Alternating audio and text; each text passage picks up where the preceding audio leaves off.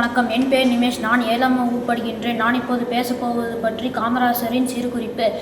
காமராசரின் சிறப்பு பெயர்கள்: காமராசர் கர்மவீரர், கருப்பு காந்தி, தலைவர்களை உருவாக்குபவர், கல்விக்கண் திறந்தவர் என அழைக்கப்படுவார்.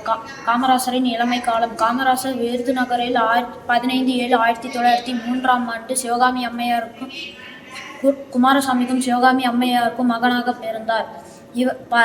இவர் வறுமை காரணமாக 6ஆம் வகுப்பு வரையே படிக்க முடிந்தது. இவரின் கல்வி பணி: 1 மைல் தூரத்தில் ஆரம்ப பள்ளி, 3 மைல் தூரத்தில் நடுநிலைப் பள்ளி, 5 மைல் தூரத்தில் உயர்நிலைப்பள்ளி என பல பள்ளிகளை திறந்து வைத்தார். மாணவர்கள் ஏற்றத்தாழ்வின்றி கல்வி கற்க சீருடை திட்டத்தை அறிமுகம் செய்தார். மாணவர்கள் ஏற்றத்தாழ்வின்றி பசியின்றி படிக்க மதிய உணவு திட்டத்தை அறிமுகம் செய்தார்.